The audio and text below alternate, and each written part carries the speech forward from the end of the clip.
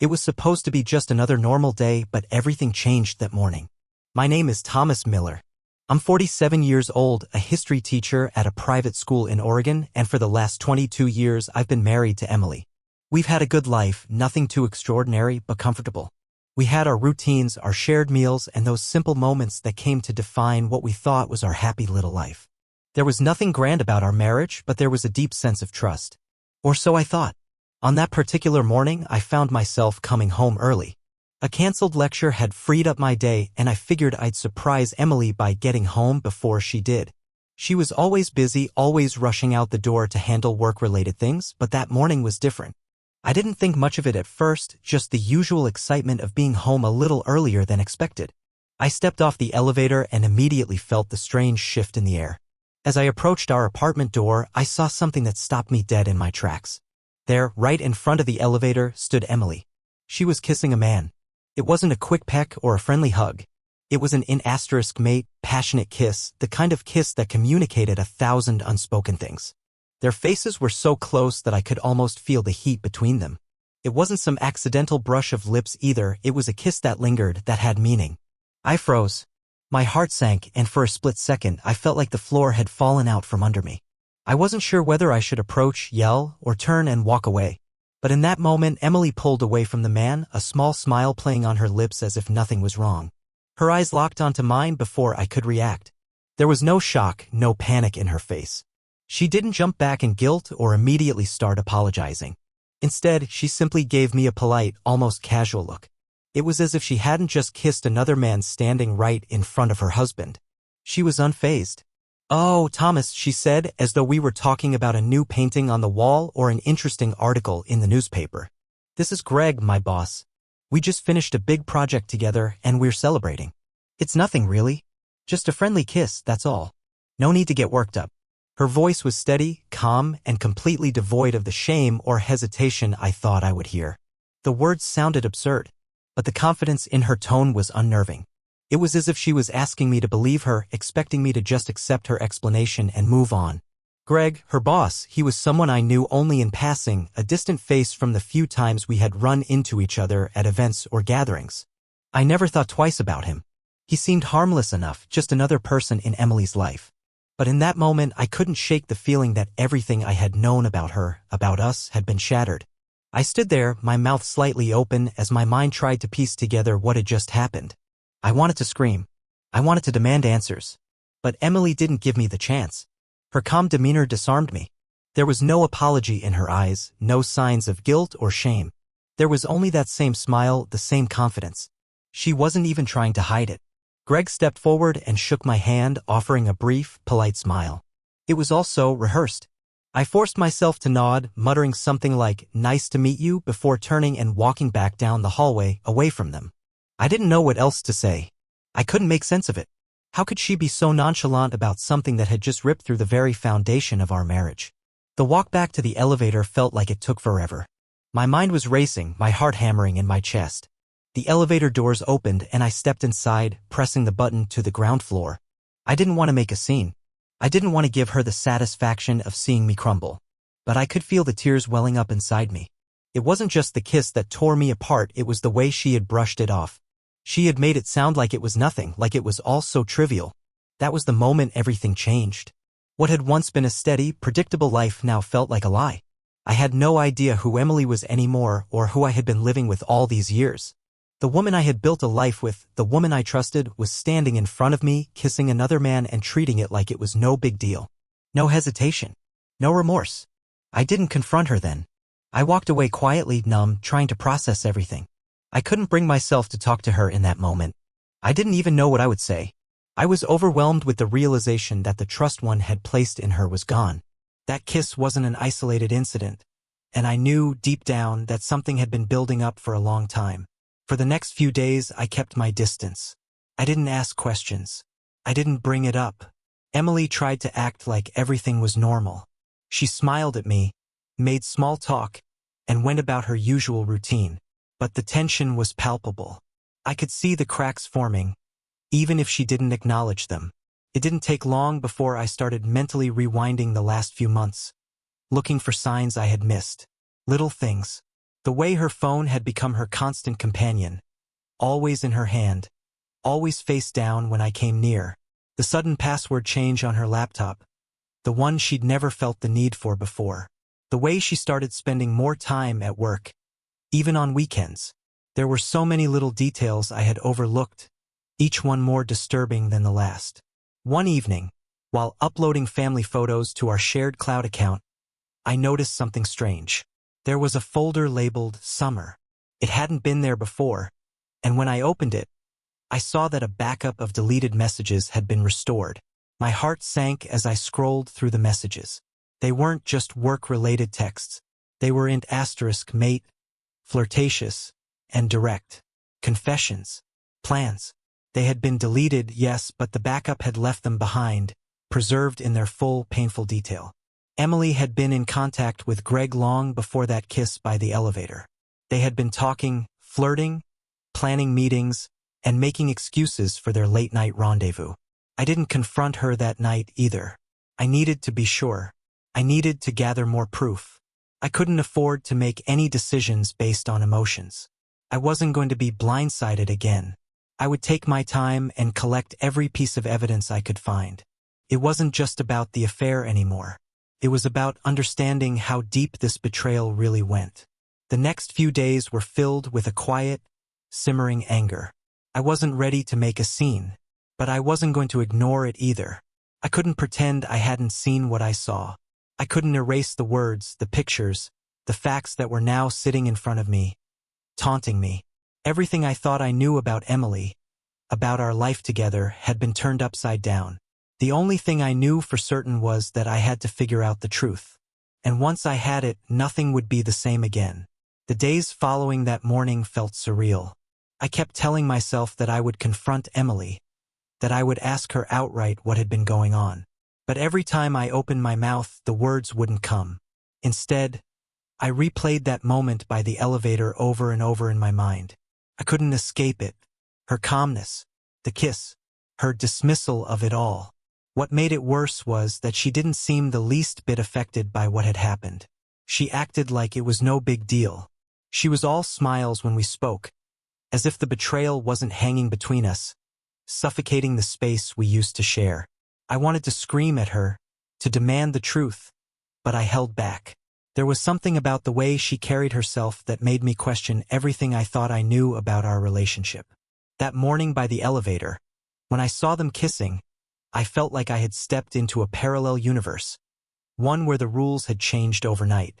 I started to take notice of the little things. The way Emily's phone would always be in her hand, her fingers tapping away at it, never once leaving it unattended. I'd never seen her so attached to it before. She used to leave it lying around, trusting me with it without a second thought. But now it was always on her person. And every time I got close, she'd quickly swipe the screen to turn it off, or worse, hide it completely from my view. I didn't want to jump to conclusions, but my gut told me something wasn't right. The most disturbing part wasn't even the phone. It was her laptop. I had always trusted her with our personal devices, never thinking that there would be any need to keep things from me. But one day, I needed to borrow it to finish a work assignment, and when I opened it, I found that the password had been changed. She had never had a password on it before. We had always shared everything, from photos to emails. But now there was a password, a new one she was keeping from me. She told me it was for work, that she just wanted to keep her professional life separate from our personal one. I wanted to believe her. I wanted to, but something about the way she said it made the hairs on the back of my neck stand up. It didn't feel like a simple work precaution. Felt like a secret. I let it go, thinking I was overreacting, but my mind wouldn't stop. The next few weeks were a blur of half-hearted conversations and attempts to pretend like everything was normal. I kept telling myself that maybe I was just being paranoid. Maybe I was reading too much into things. But the nagging feeling in the pit of my stomach wouldn't go away. Then there was the night I started to put all the pieces together. I had been uploading family photos to our shared cloud account, something we often did together on weekends, reminiscing over old pictures and memories. As I uploaded the latest batch, something caught my eye. There was a folder called Summer, a folder I didn't recognize. I hadn't seen it before, and it didn't belong to any of our usual photo groups. Curiosity gnawed at me. I clicked on it, and what I found made my heart stop. The folder wasn't filled with vacation pictures like I had expected. Instead, it contained a backup of deleted messages from Emily's phone. I didn't know what to think, but I had to look. I had to understand what was going on. And when I opened the messages, I found myself staring at something I never could have imagined. It wasn't just a few casual texts. The messages were in asterisk mate. Flirty. They were messages between Emily and Greg, her boss. She had deleted the thread, trying to erase every trace of it, but she had forgotten one thing, the backup. I read through their conversations, each one more painful than the last. The way they spoke to each other, the playful, suggestive remarks, the flirtations that were far too familiar. And then came the confessions, those confessions that made my stomach churn. Emily had been more than just friendly with him. She had been in the middle of an affair. I don't know what hit me first, the shock of reading it or the overwhelming sense of betrayal. I had always trusted Emily. We had built a life together. The idea that she could be sending these kinds of messages to someone else, that she could be planning secret meetings with him behind my back, it felt like a punch to the gut. And yet, there it was, in black and white. The truth I hadn't wanted to see, the truth that I had been denying for weeks. I didn't know what to do with myself. I couldn't confront her yet. I wasn't ready. I needed time. I needed to process everything that I had just learned.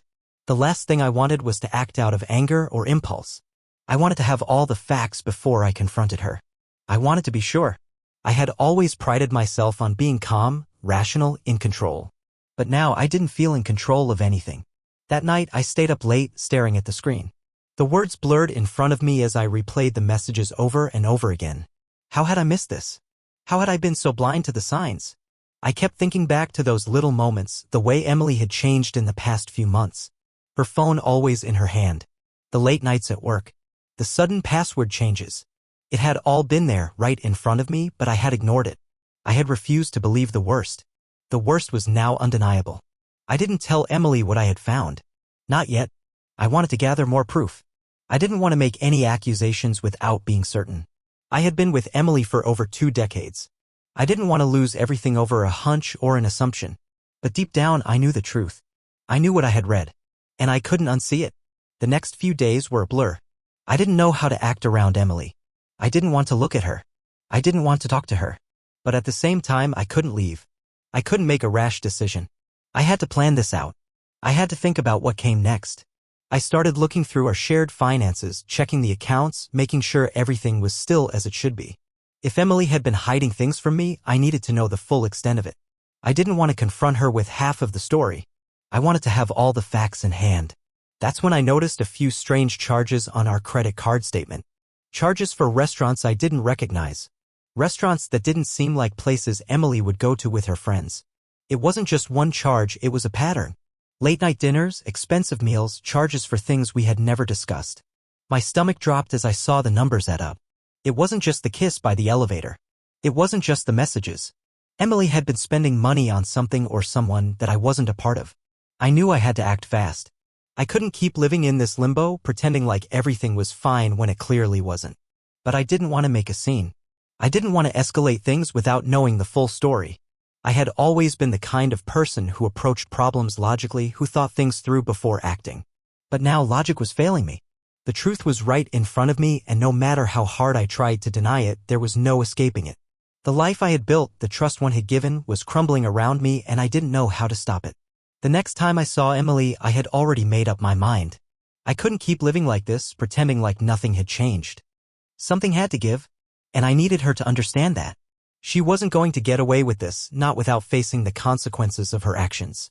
But I wasn't going to confront her in anger. No. I was going to wait, watch, and gather all the evidence I needed. Only then would I make my move. But with each passing day, the anger grew. The betrayal grew. And I knew one thing for certain, I couldn't let her continue to think everything was okay. The calm facade she wore, the confidence in her voice, it was time for it to end. The days felt endless. I had thought that confronting Emily with what I knew would somehow provide a sense of closure, a release. But now that I had the proof, the reality of it weighed on me more than I could have imagined. It wasn't just about the kiss anymore. It wasn't just about the messages or the odd behavior I had noticed. It was about a fundamental betrayal of trust. Emily hadn't just lied to me, she had deceived me on a level that I wasn't sure I could ever understand. I couldn't escape the thought of what she had done. Every time I walked through our apartment, every time I glanced at her, I felt sick. The woman I had known for over 20 years, the woman I had built my life with, the woman I had trusted implicitly was no longer the person I thought she was. She was someone else. She had been living a double life and I had been blind to it. I had taken the time I needed, I had gathered my evidence, and now the moment had come to confront her. But I didn't want to do it in a way that would escalate things. I wasn't interested in screaming matches or emotional outbursts. I wanted this to be calm, measured, and precise. I needed her to understand that I wasn't going to let her off the hook. There were consequences to her actions, and she was going to face them. It had been a week since I had found the backup of her deleted messages, since I had seen the truth for the first time. It felt like a lifetime. I spent that week in a haze, trying to keep it together on the outside while inside, everything was crumbling. Emily had no idea. She kept acting like nothing was wrong, like everything was normal. It made me sick to my stomach to see her smile, to hear her laugh, when I knew what she was capable of. That evening when she came home from work, I was waiting for her. I didn't want to waste any more time. I couldn't keep living in this limbo, pretending like everything was fine. The truth had to come out, and it had to come out now. She walked in, looking tired, as usual. Her heels clicked against the floor, and for a moment I almost thought everything was going to be normal. But the moment she saw me sitting there in the living room, her face changed. Her smile faltered and she looked confused. She hadn't expected me to be waiting. "Thomas," she said, her voice cautious but still warm. "Is everything okay?" I looked at her for a long moment before responding. I wanted to be calm, to remain in control, but it was hard. The anger was simmering beneath the surface, threatening to spill over. I had to keep it together. "For now. We need to talk," I said, my voice steady but low. "Sit down, Emily. This can't wait." She hesitated for a moment but then did as I asked. She sank down onto the couch opposite me, her eyes searching mine for any clue about what was coming. I didn't waste any time. "I know about Greg," I said simply. Her eyes widened and she shifted uncomfortably in her seat. For a moment she didn't say anything.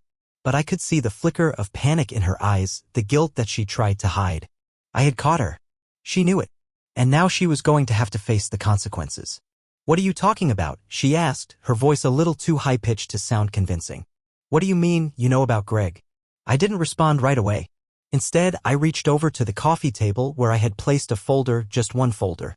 It was thick, filled with printed screen *TS, timestamps, and photos. Every piece of evidence I had gathered. Every lie she had told. Every message. Every hidden phone call. I had it all, and now it was time to show her. I placed the folder in front of her with a soft thud. Her eyes darted to it and I could see the color drain from her face. She didn't need to open it. She already knew what was inside. "Open it," I said quietly. "It's all there. Everything you've been hiding from me." She reached for the folder with trembling hands.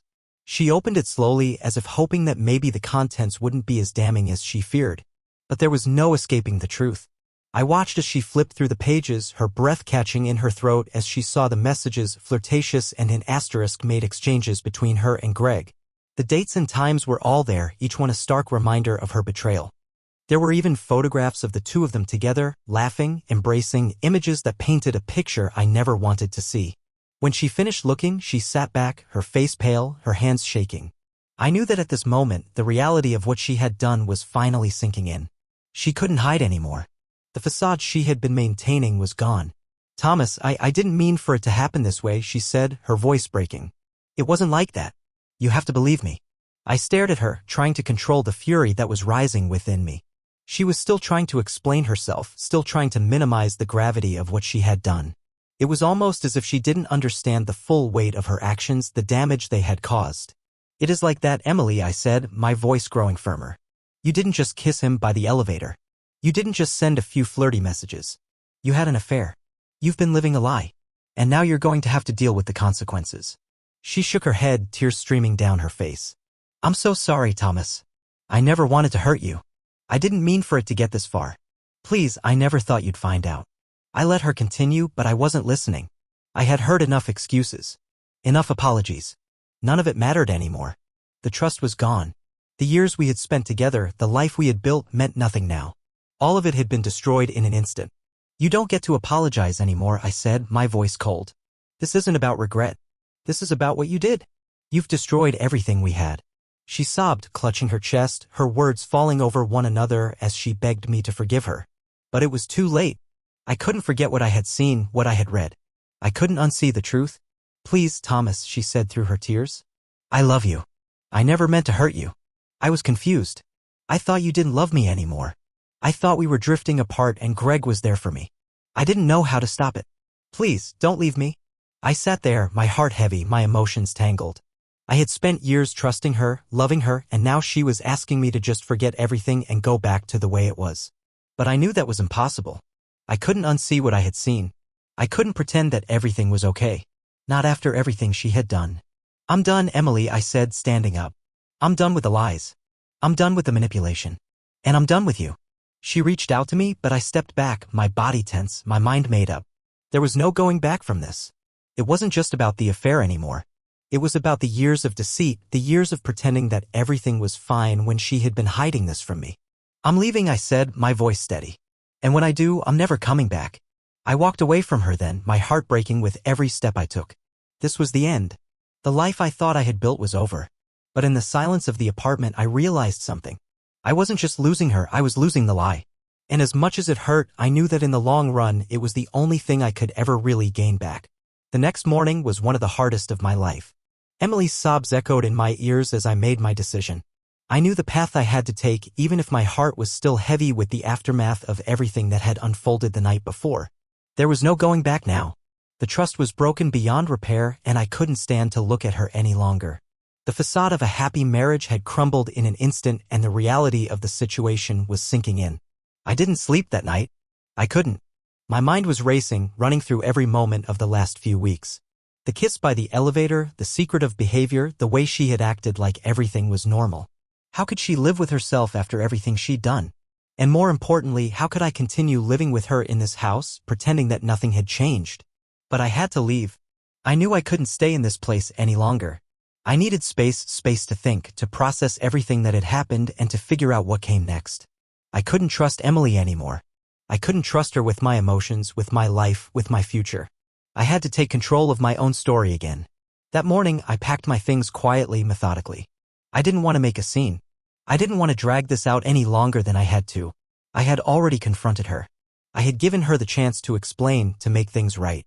But there was no fixing this. The damage had been done. So, I quietly packed a bag and headed to the guest room to grab a few more things I needed. I glanced over at the bed where we had shared so many memories, where I had once held her close and believed in the future we were building together. That bed was no longer mine to sleep in. That life was no longer mine to live. I couldn't hold onto those memories anymore. They were tainted. I turned off my phone. I didn't want to deal with the constant barrage of calls and texts that I knew would come from Emily, from friends, from family. I needed to disappear, at least for a little while. I needed to be alone to figure out my next steps without any outside distractions. I didn't want to hear her pleading or her apologies anymore. The time for that had passed. Once my things were packed, I left the apartment. I didn't leave a note. I didn't need to. Emily knew what had happened. She knew why I was leaving. And I knew that no matter what I said, no matter what I did, it wouldn't change anything. There was no fixing this. The betrayal was too deep. I rented a small house in a coastal town nearby. It wasn't much, just a little cottage near the water, but it was mine. It was far enough away from everything that I could start over, even if just for a little while. The isolation was what I needed. The quiet was what I craved. I had to escape the noise of my life, escape the chaos of the life Emily and I had once shared, and find some semblance of peace. I wasn't running from my problems, I was facing them head-on. I needed to gather my thoughts and assess the situation. What came next? How would I navigate this new chapter in my life?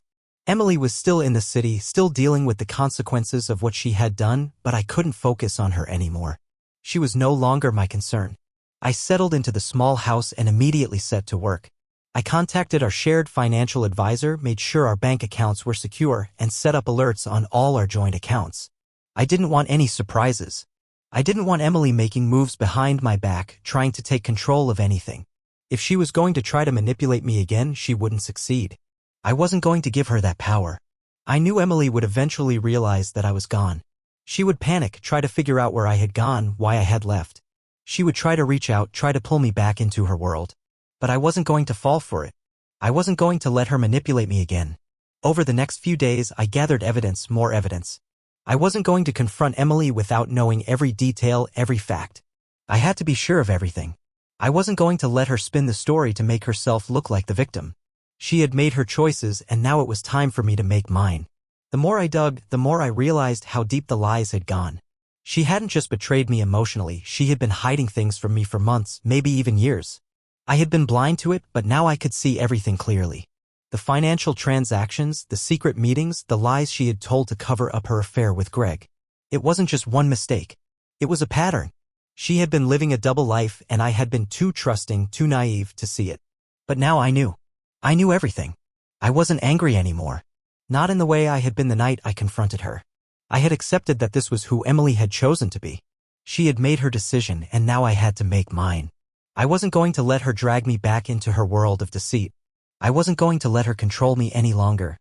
And so, I continued with my plan. I started to make the necessary arrangements. I didn't want to drag things out. I didn't want to waste any more time in a marriage that had been built on lies. I was done. I would start over. I would rebuild my life, piece by piece, and I wouldn't let her hold me back. I kept an eye on Emily from a distance, using the security cameras I had installed in our house before all of this had happened. She had no idea that I had upgraded the system to sync with my laptop. I wasn't spying on her out of malice. I was watching for a reason. I wanted to be sure of everything before I made my next move. I wasn't going to make a hasty decision. I needed facts. One night, while I was sitting in the small house by the coast, I saw Emily come home, only she wasn't alone. Greg was with her. They walked through the door, laughing, their hands casually brushing against each other as they made their way inside. I watched as they drank wine in the kitchen, exchanged an asterisk mate looks, and kissed. This wasn't just an affair. This was a life she had built without me in it. A life in which I no longer existed. It was the final straw. I wasn't going to stay in this twisted version of reality any longer. I wasn't going to let her drag me down with her lies. The next morning, I did what I had to do. I packed my things, turned off my phone, and left. I didn't say goodbye. I didn't leave a note. I didn't owe her an explanation. I was done. I wasn't running away from her, I was running towards something better. I was running toward my own future, my own peace. I didn't need her anymore. I didn't need her lies. I was taking control of my life, and I wasn't going to let her dictate it any longer. I was free. The first few days after I left were a blur of emotions, grief, anger, and a sense of profound relief. I couldn't quite wrap my head around what had happened, but the one thing I knew for sure was that leaving had been the right decision. The moment I walked out of that apartment, I felt a strange weight lift off my shoulders. It was as if I had shed a heavy cloak I had been wearing for years. I wasn't happy, not by any means, but I felt like I had finally taken control of my own life. I spent the first week in the small house I had rented by the coast trying to process everything. The loneliness was suffocating at times, and yet it felt so much better than the constant tension I had been living under with Emily. My days were filled with quiet reflection. I went for walks along the beach, read through old books I had neglected for years, and tried to reconnect with the person I had lost in the chaos of my marriage. It was during one of these quiet moments that I realized something. Emily wasn't just going to let me disappear quietly. She was going to fight. She had always been good at playing the victim, at manipulating people into feeling sorry for her, and I knew that once she realized I was serious about leaving, she would do everything in her power to get me back. But this time, it would be different. This time, I was ready for her. It didn't take long for the first message to come through. My phone buzzed with an unfamiliar number. I almost didn't answer it, but then I recognized the area code. It was Emily's. The tone of the message was polite, almost cordial, but I could feel the underlying desperation in her words. "Thomas, I'm sorry for everything. I know I hurt you, and I'll do anything to make it right. Please, can we talk? I want to fix this." I stared at the message for a long time, my finger hovering over the keyboard. I didn't respond. I wasn't interested in hearing her excuses anymore. She had made her choice. But I knew that this was just the beginning. There would be more messages. More attempts to manipulate me back into her world. She wouldn't let go that easily. The next day, I received another message. This time, it was more urgent. "Please, Thomas, I don't know what happened to us. We've been through so much together. I love you. I don't want to lose you. I'll do whatever it takes." Again, I didn't respond. Emily had always known how to push my buttons, how to make me feel guilty. But I wasn't going to fall for it this time. She had already broken my trust in the most painful way possible, and no amount of apologies could undo that. A few hours later, my phone buzzed again. This time, it was a text from her mother. I hadn't heard from her in years, but I knew why she was reaching out. "Thomas, I just spoke to Emily. She's devastated, and so are we. You can't just leave like this. You need to talk to her. I took a deep breath and deleted the message without responding. I didn't want to get caught up in the family drama. Emily's mother had always been the type to try to fix things, to smooth things over, no matter how much damage had been done. But I wasn't going to be manipulated into coming back. This wasn't about Emily's family. This was about me and my decision. By the end of the week, I had received no fewer than 10 messages from Emily and her family. Some were apologetic, some were pleading, and a few were outright angry, accusing me of abandoning her. But the one that hit me the hardest came from Emily herself. I can't believe you're doing this to me. After everything we've been through. Do you really think I'd hurt you like this? You don't know the whole story. You don't know what's been going on. Please, just let me explain. That one stung.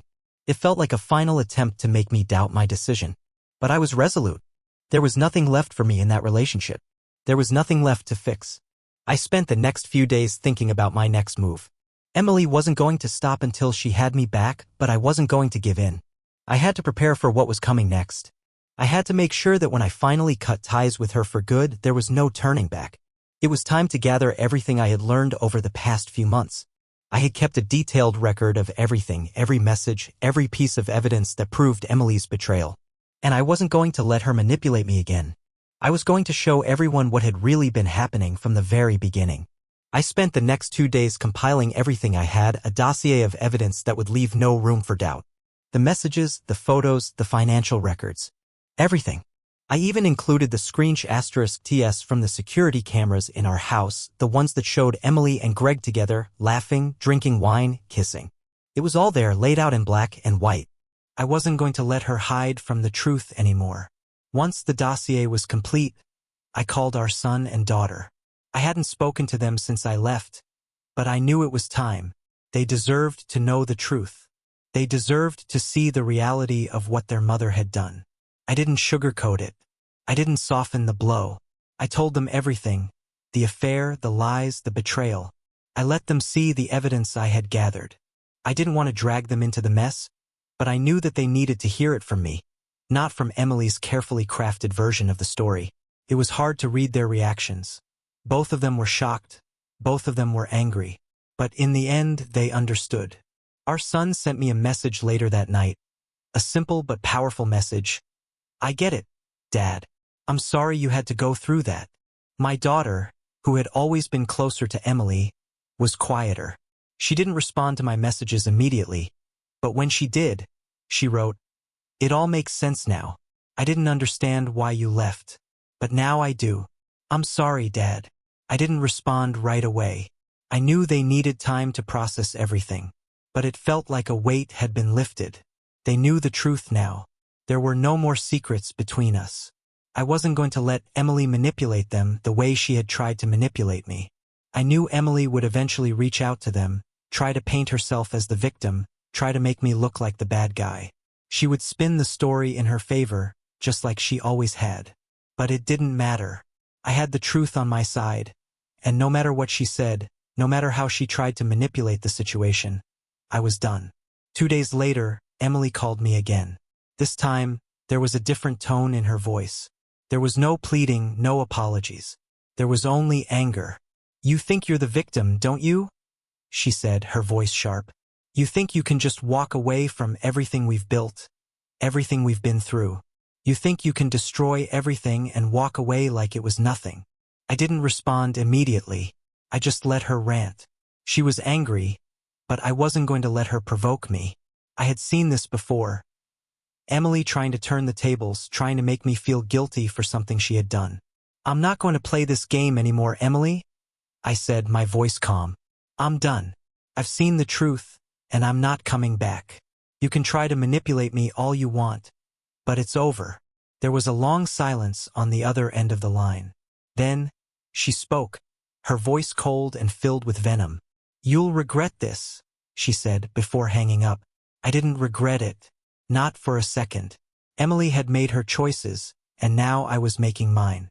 I was taking control of my life, and I wasn't going to let her hold me back anymore. The next day, I returned to the small house by the coast, my phone buzzing with notifications. But this time, I didn't care. I wasn't going to let her dictate my life any longer. This was my time. This was my life. And I was going to live it on my terms. 2 weeks had passed since I had left. 2 weeks of silence, peace, and emotional distance from Emily's chaos. I had settled into the rhythm of my new life. I spent my days in the small coastal house, reading, reflecting, and working. I had learned to live without the constant tension, without the nagging feeling of betrayal that had haunted me for so long. But despite the calm, I knew it was time to face what remained of my old life. The divorce papers needed to be served. There was no turning back now. I had thought long and hard about how to approach the situation. I had been through so much, emotionally drained, physically exhausted, but I couldn't afford to let the past linger any longer. I needed to sever the ties completely, to bring everything into the open so that there were no questions left unanswered. I called my lawyer the night before. We had already discussed everything. The evidence I had collected, the financial arrangements, the division of assets, it was all laid out in black and white. The process would be straightforward, but that didn't mean it would be easy. I had to hand her the papers myself. I had to face Emily one last time. The next morning, I drove back to the city, to the house we had once shared. It was surreal driving up to the place where I had spent so many years of my life. The neighborhood hadn't changed. The trees along the street were the same. But it felt foreign now, like I was returning to a life that no longer belonged to me. I parked in front of the house and sat there for a moment, taking in the view. It was a strange feeling, knowing that the life I had built was gone. But it wasn't sadness I felt. It was something different. It was closure. It was freedom. I walked up to the front door and rang the bell. A few moments later, Emily opened the door. She looked the same. Tired, a little worn out. But there was something different in her eyes. Something that wasn't there before. She had always been good at hiding her emotions, but now I could see the cracks in her facade. "Thomas," she said, her voice soft. She looked at me for a long moment like she was trying to gauge my intentions.